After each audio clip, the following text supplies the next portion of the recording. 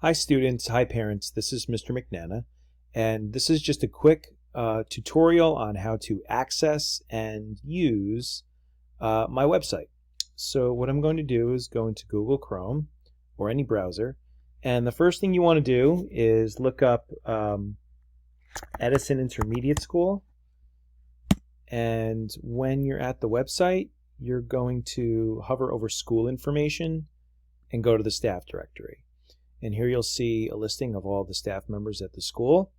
And the quickest way is just to do a quick search for my last name, and the first three letters are MCN. And my name should pop up with my email address or access to my email and my website. So I'm going to click on that, and here it is. It's still a work in progress, but we worked really hard on making these websites better for the digital learning and how enhanced technology is now. So here's what it is. And of course, the first thing you see is my banner with the Bitmoji there. That is, as my second grader at McKinley said, exactly like Daddy, but a little more handsome.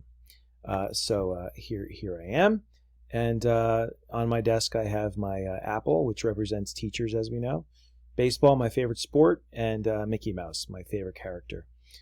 Okay, so a few quick highlights about the website. First of all, as you scroll down here, we have the general schedule for hybrid learning. So you can peruse that, something that should not be really anything new to anyone, but here it is just as a quick reference. If you scroll down a little further, here's this handy dandy little welcome video that I played for my students. That's maybe a little corny, but you know what? I'm a corny guy, so enjoy that at your leisure.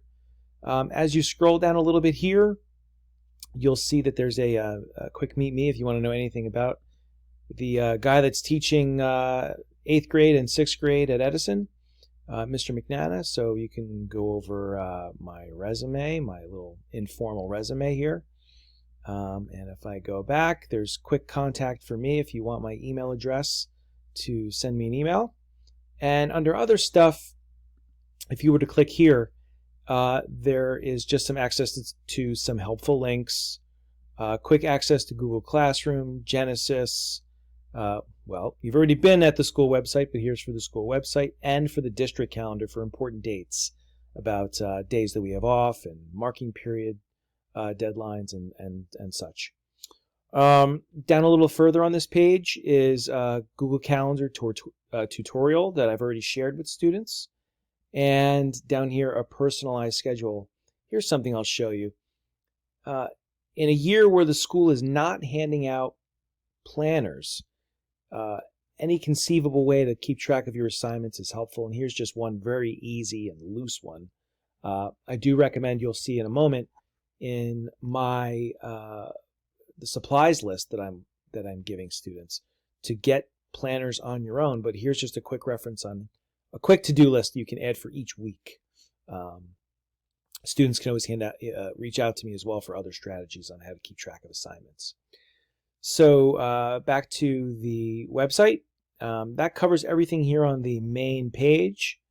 And on the left-hand margin, you'll see that there's an index for my 6th grade reading course students. When you click here, you should be able to see the syllabus for our class. If you click here, for example, you'll see that our 6th grade syllabus pops up. You can read that at your leisure. And another link to Google Calendar for your class. For my 8th grade students, there's a link for you as well. Very similar. Syllabus here for you, for your class, and direct links to Google Calendar for period 3 and period 6. All right. For my in-class support students, I have a link for Mr. Lazaro's class with period 1, Miss Swenson's class for period 4, Senora Lopak with period 8, and Mrs. Boutsikaris for period 9. Two other things I'd like to just briefly gloss over for you that we will use in depth later as the year moves on. Helpful resources. I will be adding even more as the year goes on. But there are links here for some of my all-star helpful links.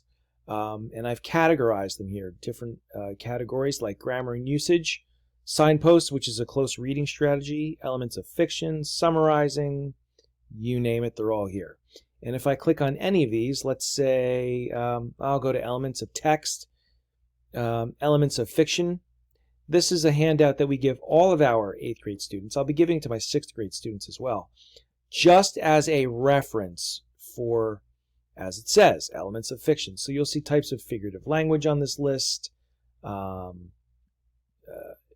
definitions and insights into parts of a story like plot and setting.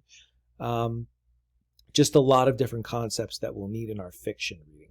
So I'm not going to go over everything here, but as I said, these will be used. Feel free to peruse them on your own and do a little bit of exploration. But this could be helpful for a lot of you. And then the other section that we're working on quite a bit is Bookshelf. Let me just move this over a little bit so I can access it. For Bookshelf, let's see, hang on one second. I'm having trouble linking on it here. Well, hang on a minute. Bookshelf. There we go. I apologize for the delay. As we start to do independent reading, and we will have meetings with Mr. Cusimano, and I can help any student looking for an independent reading book. There are many, many different lists that I've collaborated with other teachers at Edison for ideas on where to look for independent reading, let's say, or reading on your own if you're just looking for a book outside of school. Everything from the New York Public Library to the Westfield Memorial Library. Again, something we will talk about all year, but this is for your reference. Also, there is a link here, a direct link to the Edison Media Center website. All right, folks, that's just a quick tutorial, as I said, of the website. Feel free to let me know any of your questions. Again, this is a work in progress. We are trying to make these digital resources for you as helpful and as thorough as possible, and we'll have more updates as we go along here. Thanks for listening, and feel free to contact me with any questions or comments or concerns. Take care.